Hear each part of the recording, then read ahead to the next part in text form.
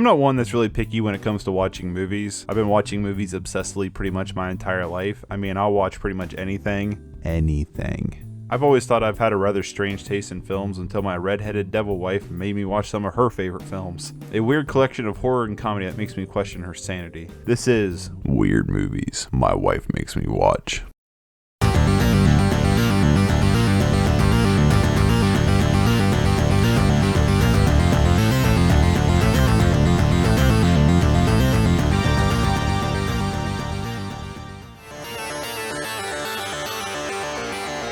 Next up on the list of weird movies is May, a film from 2002 that I feel like I probably should have known about beforehand, but let's just say I sure do now. The film opens with May screaming, holding her bloody eye, and then we cut to her as a child. May has a lazy eye and has to wear an eye patch. One of the kids asks her if she's a pirate. When she says no, they all leave her behind like, what if you're not a pirate then? At her birthday party, her mother gives May her old Susie doll, saying that if you can't find a friend, make one, which really spells out the entire film. Her mother made the doll saying it will be her best friend, but she can't take it out of the case. Later, May asks Susie what she thinks of her eye patch, and then we cut to May as an adult as she tells Susie about meeting a boy. That bitch is crazy. Let me tell you why. Apparently, the original cut had a lot more to do with May as a child, but they trimmed it down, and I'm glad they did because it's really quick and to the point, presenting all the information you really need to cover that time jump to her being an adult. Her slight imperfection led to other kids at school not connecting with her, her mother giving her a doll telling her that it will be her new friend because she can't make a friend, and also her relationship with her mom where she basically tells her that she didn't even unwrap the present properly. Now it's ruined. It presents that isolation and overbearingness from her mother quick and effectively to present her mentality as we jump in time.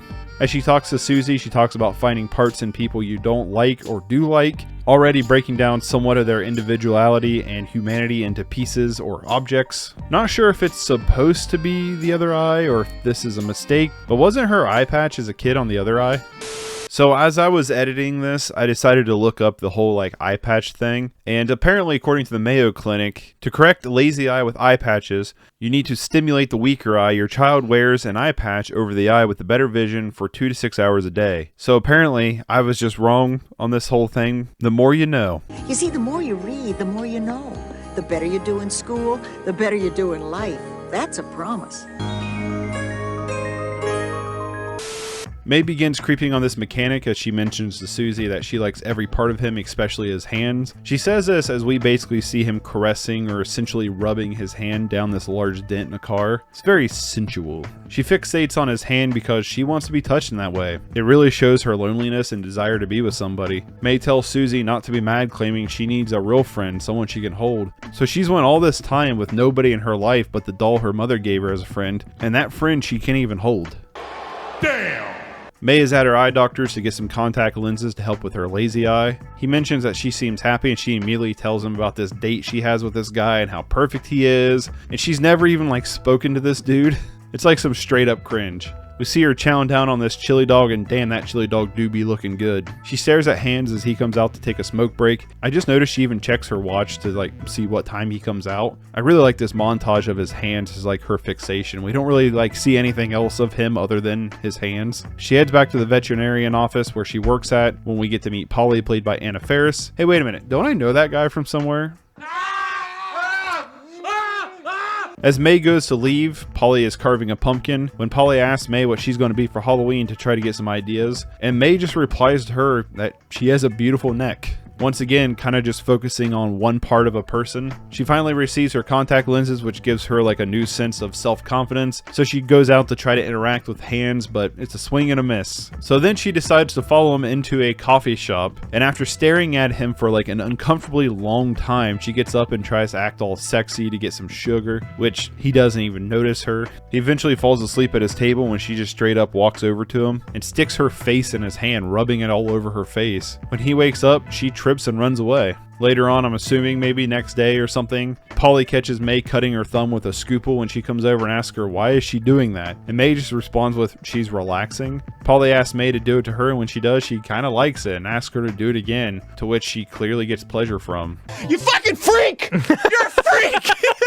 A guy then brings a detached dog leg into the vet's office and asks if she could just like sew it back onto the dog. And May thinks for a split second and says, yeah, I can. I think this moment like plants a seed in the character's head, at least I think so. At the laundromat, May's crush walks in and uses the machine right next to her in an empty laundromat. Let me guess, you're probably that kind of guy who walks into an open movie theater and sits directly in front of the only people in there. Or you walk into a bathroom and use a urinal right next to the only guy in there, even though there's like 20 of them open, and say something stupid like, man, my tank was full. Major red flag alert. The man introduces himself as Adam. I could just be thinking too much into this, but maybe he's named Adam because he's the first man in May's life? Maybe? Like, non-family, I mean. Also, I like in their first interaction, he gives her his hand. After some awkward interactions, Adam gives May his pack of cigarettes, and on her way up to the elevator to go home, she's talking to herself, almost working out like what she'll say next to Adam, and then goes home and tells Susie all about it until she falls asleep with the cigarettes near her hand. The next time May runs into Adam, literally, he invites her to lunch. What the fuck? Who cuts a sandwich that way? May, you deserve better than this tool bag. Fucking gross. Adam proceeds to ask May what's the grossest thing that's ever happened at the vet office, which she tells him this story about this large dog they had to do a part of removal of his intestine from, and they used the wrong kind of stitching to sew the dog back up. The owner came home and the dog was all sprawled out with its guts and blood all over the backyard. And she tells this story with almost like an amusement or glee, and Adam is clearly disturbed by this. Oh yeah, this story bothers you, but not the way you cut the fucking sandwich? They see some blind kids playing in the park when Adam gets ready to leave. Once again, May fixates on his hand when Adam asks her if she just wants to take it with her. Oh boy, you probably shouldn't have said that. She then begins to practice kissing with some dolls. I like how the man has this weird hands, to symbolize it's Adam. It's a toy, but it's its most prominent feature are those big red hands. She also begins to kiss her hand and thanks Susie for the advice. She calls Susie doll in the same kind of similar fashion that Polly called May earlier in the film. Thanks for the advice, doll. Thanks for the heads up, doll. I wonder if she's trying to take some personality from Polly here. Again, I don't know. Could be reading too much into it. She's then hanging out with Adam when he asks her what she was doing to him at the coffee shop, when she replies that she's never had a boyfriend before, which Adam looks confused by. May asks Adam if he thinks that she's weird, to which he says yes, but I like weird, which makes her tell him just how perfect he is, to which he invites her back to his place. Back to his place, he's got all these weird art pieces, which he asks her if it freaks her out. They begin to play around with this retractable knife, Adam claiming he's a psycho in a playful way. Then she does this weird heart-to-heart stab thing when they begin to kiss, and she quickly becomes the aggressor. Adam backs off and then asks her who taught her how to kiss, and in a low voice she says Susie. Coming home, she immediately begins screaming at the doll, smashing her hand down on top of the box, cracking the glass even more. The next day at work, May hears what sounds like breaking glass when eventually Polly comes in with a cat, asking May if she wants to watch her file. Polly begins to dance with May. Do you like pussy? What? Cats? Jeez, you're a nasty little thing, aren't you? She asks May if she would take in Loopy because her landlord won't let her keep it anymore, almost using her sexuality as a device to convince May into taking a cat, which she does agree to. May calls Adam and leaves him a message when she hears more glass cracking interrupting her. She literally sits there and waits for him to call back. I really like this decision because the film has been relatively fast-paced for the most part, with pretty fast cuts, and then we get this kind of long still shot of her just waiting, and it really says a lot about her character. She even goes to the laundromat and closes all the other machines, leaving the only machine open next to her, hoping Adam will be there. It's also clear that she is waiting there for a long time. She comes home rushing through the door to see if he left a message, where she begins to fantasize about him touching her face. Adam goes to leave and May is just standing out of the front door where she claims to have been waiting for a few hours. Alright. He claims he's been busy working on a film that he started before dropping out of college. When she asks to see it, they plan a date. She invites Adam over for this wonderful date of Gatorade and mac and cheese. I hate the sound of eating and drinking. I hate the eating and drinking sounds in this scene. To me, hearing people eat and drink is probably the most annoying and disgusting sound on earth. Those fucking ASMR videos.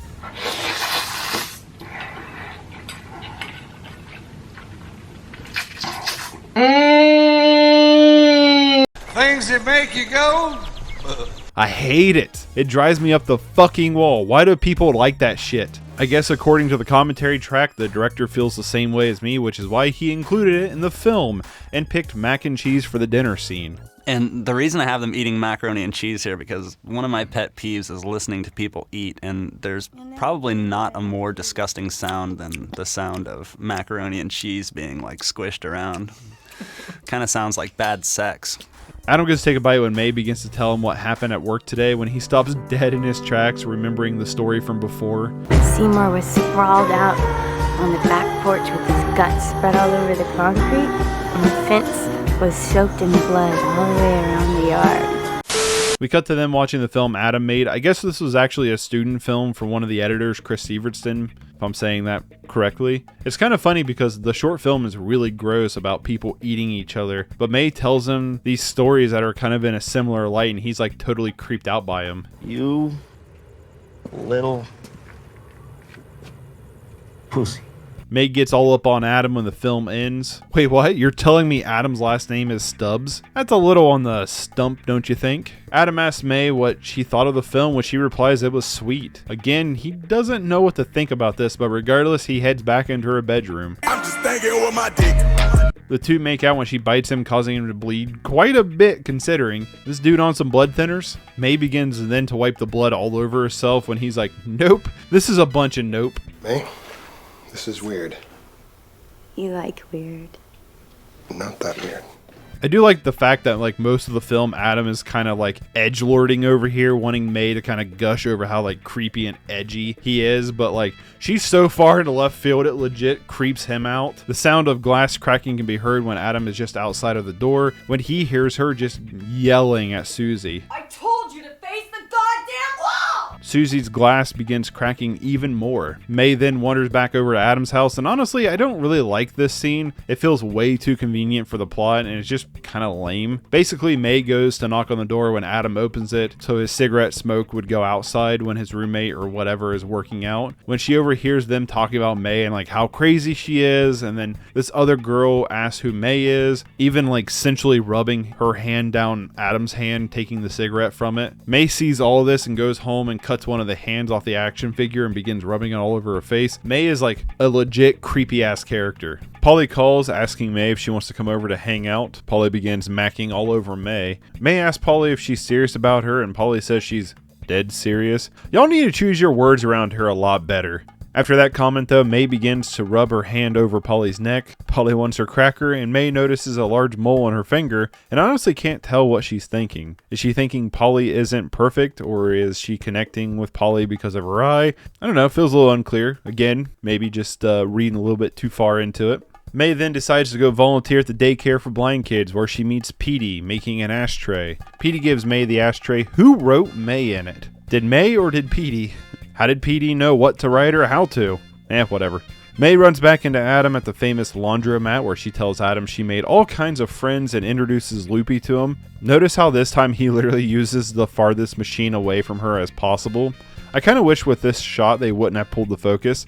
Every time you cut to May when she talks to Adam, it's a close-up of her, but every time Adam talks to May, both of them are in frame. When you cut to May by herself, it implies that she feels distant from Adam, closed off even. But from Adam's perspective, you can still see May in the frame, implying like she's too close to Adam for his own comfort. However, May is out of focus in this shot, and I think if she would have been in focus for this shot, it would have made her seem much closer to Adam, which really would have sold this effect about her being too close in his vicinity. Sure, you still get that effect with the shot as it is, but I feel like it could have been much more impactful if May was in focus. They could have also used a much longer telephoto lens to push the two closer together, but I imagine they probably shot this in a real laundromat, so they probably didn't have the room. But it was something that I noticed that I kind of wish was done a little bit differently. Adam pretends that that machine isn't working and he needs to go to the other laundromat, even though there's like a million different machines. May, of course, goes to try out the machine herself after Adam leaves, and sure enough, it works perfectly fine. May runs over to Polly's when another woman yells from the back. This clearly hurts May, as she was thinking that Polly was going to be devoted to her after the previous night. Polly even notices that May is jealous. Back at May's, Susie's glass is seriously cracked, and the sound of cracking glass grows. That is a tongue twister, ain't it? The sound of cracking glass grows. Jeezy. The sound of cracking glass grows. I should write to actually incorporate my own speech impediments. Or I guess exclude them. I kind of wish they would have just really pushed the sound effect, making it almost like the loudest sound in the scene when it would happen. To me, it just feels like it's a little too subtle. I feel like it should have been a little bit more sharper and punchier. Meg then begs Loopy for some lovin's, but the cat was like, I want no part of this, and hisses at her. A quick snap and May beams the ashtray at Loopy like Kenny Powers, killing the poor fluff ball. She then calls Adam while in the shower with the cat corpse. The sound of glass interferes with the call, making her scream at Susie while she's on the phone. May decides to take Susie with her to see the blind kids. She asks them to guess what it is, and they don't know. Why would they? She tells them it's her best friend, and when they demand that she take Susie out of the box, they all begin reaching for the box, fighting over it when they drop it, shattering the glass in the box and shattering Susie. I think it's time that we talk about Susie's box, or I guess the glass of the box. The glass represents May's mental health. At the beginning of the film, the glass has no cracks in it when her mother gives her the box. When May is an adult, you can see a small crack in the top corner that's mostly covered up by fabric. But when it shows a close-up, you can kind of see the crack. Not sure if this was intentional or like a happy accident, but to me it shows that May has some serious mental problems developing, but is covering them up. As the film goes along and more happens to May between Adam and Polly, the glass cracks more and more. The sound of the crackling glass can even be heard far away from Susie, like in the veterinarian's office. The film really cements this idea when May's on the phone with Adam in the shower as the glass grows louder, and even cuts to the glass cracking and May cracking at the same time. Something I noticed while editing was when May throws the ashtray killing Loopy, the sound effect they use is very similar to Susie's glass sound effect. So I wonder if when May throws the ashtray killing Loopy, if that wasn't used as a part of her mental state cracking even more. It was just something I noticed while editing, so I thought I'd throw it out there. So when the kids drop Susie and she shatters, so does May, and now May has nothing left. The blind kids try to find Susie and they begin to crawl around on the floor trying to find her, only to find themselves rolling around in the glass, cutting themselves badly. It's a pretty effectively cringy scene seeing these kids crawl around in it. May brings the blood-soaked pieces of Susie home where she begins to dig at her eyes. I'm not sure why she does this, other than maybe she left her contacts in for too long. I know as the kids are crawling around the glass, she rubs some glass into her eyes, but they cut to a scene where her eyes are fine, so I'm not really sure what this is implying. I'm just gonna go with, yeah, she's left the contacts in for too long. I just love this shot where she's like laying on the couch with a dead cat corpse and Susie's broken pieces all over as Polly calls and leaves a message wondering where she's at. We cut to May sitting on a bench, glad to see her eyes are back to normal, and this dude sits next to her. What even? Like, I laugh at every time I see this dude's hair. Why on earth did they go with that? I guess according to the commentary track, they use like coat hanger wire and eggs to make this hairstyle, but like, why? The guy asks her if she's alright, which she replies, so many pretty parts and no pretty holes, which is like such a detachment. And the dude's all like, Hey, wanna go get some jujubes with me?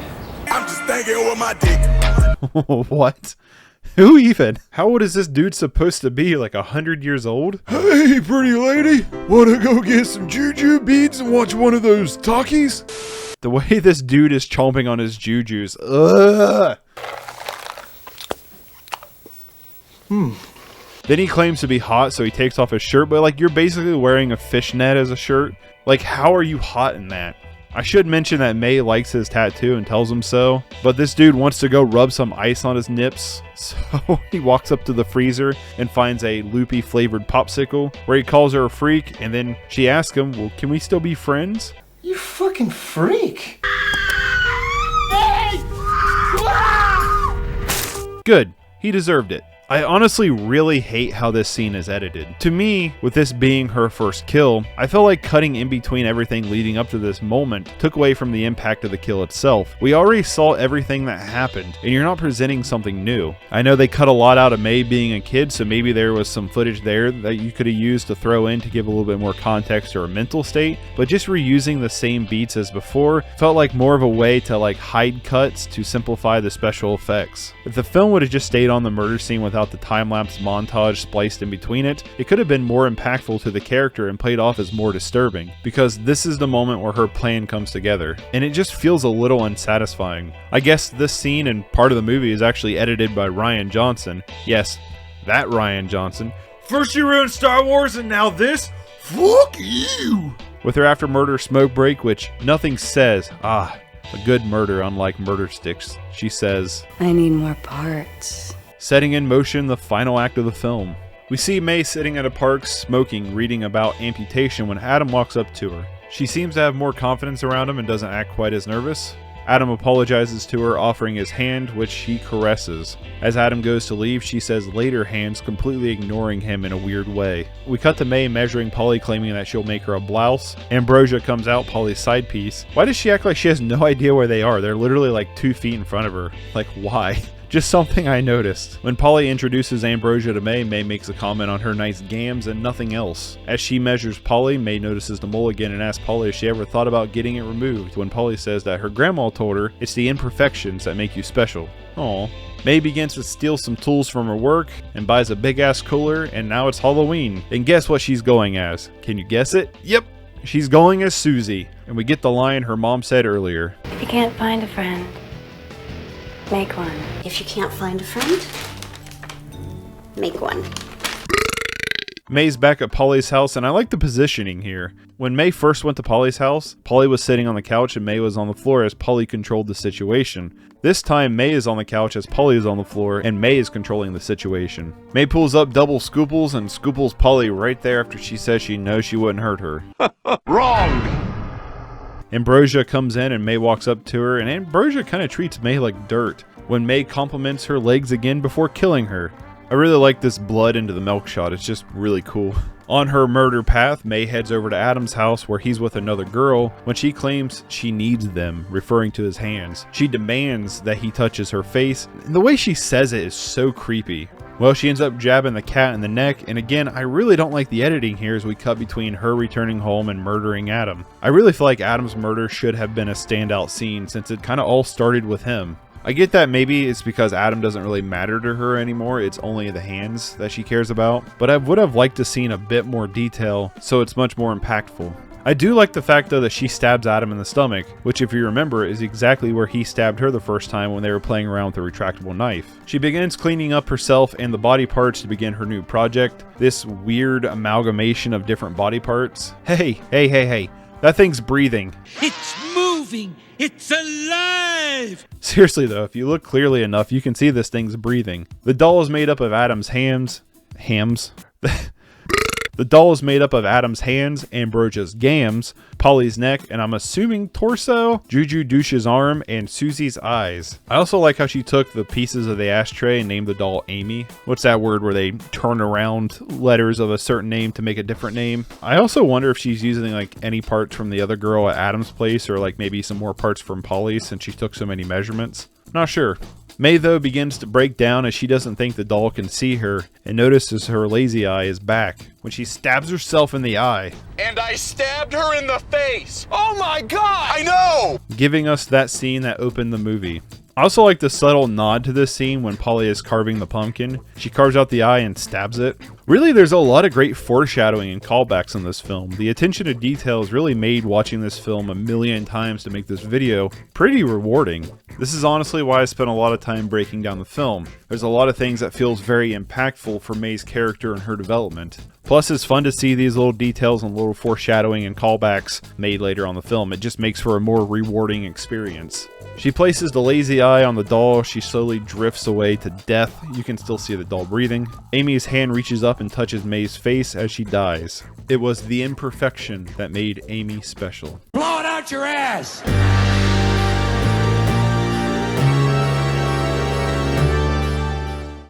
It's weird that almost every movie I've covered in this series so far I've liked better on a second viewing, and May is no different. While I originally really enjoyed the film because it felt unique, like this little hidden gem in the cult film section, I did have my issues with the film, but I would still give it like a 6 or 6.5 out of 10. It was one of those films that as time went on, it did stick with me and I would remember parts about it or think about parts about it. And it's kind of like one of those films that the more you think about it, the more things you find to appreciate about it. Because there were still moments that I remembered pretty vividly.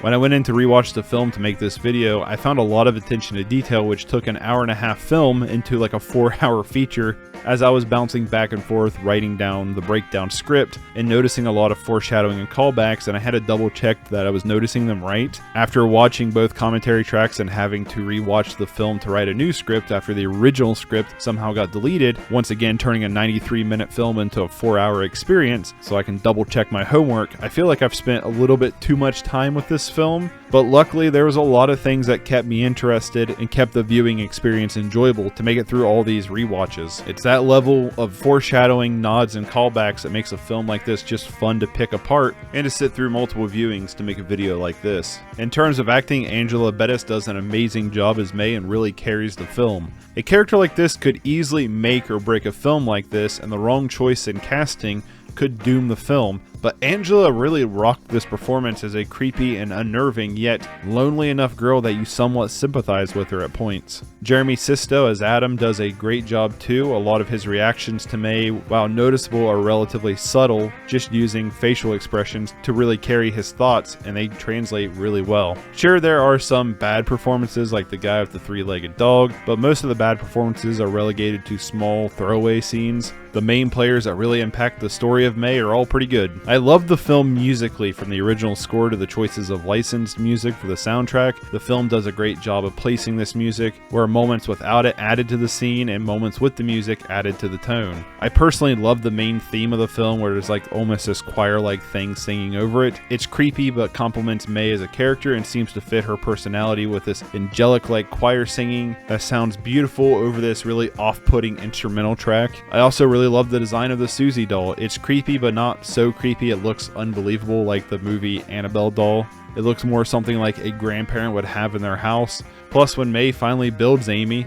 even though it's clearly a person still breathing, I love the design of it as well. One thing that felt a little underwhelming was the cinematography. It's not bad by any means, but it's nothing exceptional. From the camera to the lighting, it looks like it's time. It looks like those late 90s, early 2000s horror movies, which is just an era of film that I'm not like too crazy about how they look, especially the horror-ish genre. It doesn't play too much into the visuals either, like I mentioned earlier about the scene where Adam and May are at the laundromat. Again, it's not bad by any means, but it's nothing great. Probably the most disappointing thing I can find with the film is the kills. Most of the kills feel unsatisfying, with Polly's death kind of being the standout thanks to the patience it had with that scene. I really hated this choice to do these like time-lapse, like interweaving cuts over the murders. To me, it just took away from the impact and felt like a way to cover up potentially bad effects. There are other moments of the editing that I really do like. I know I ragged on Rian Johnsoning a lot, being one of the 3 editors. Really, the only reason I knew he came up with the time-lapse idea was from the commentary tracks. And honestly,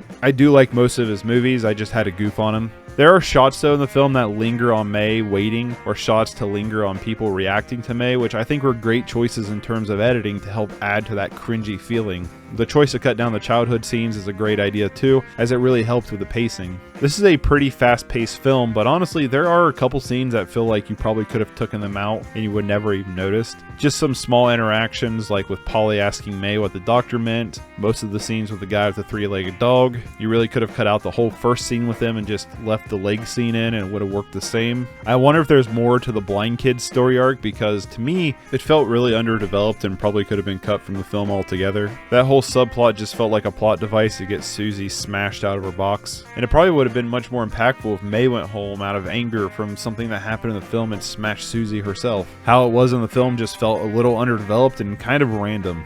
All in all though, I do really enjoy May as a whole. It's a fun, unique film that has a truly creepy and cringy main character. It feels relatively underrated and should serve as a cult classic. I wouldn't mind checking out more from Lucky McKee. I actually have one of his other films I didn't even know about. I knew I had it, I just didn't know he directed it, called All Cheerleaders Die on DVD, that I haven't watched yet, but maybe I'm gonna have to check it out here soon. He's also directed a film called The Woman, which has been on my watch list for some time now, and that one also apparently stars Angela Bettis. I think I'm gonna raise my rating on May to a 7.5. I feel pretty firm on it now that I've watched the film like a quadmillion times in terms of making this video. In terms of this series so far, it's probably my favorite out of the 3. But we have a few more to get to that I'm excited to talk about as well, so that's kind of all I got for now. Peace. I need more parts.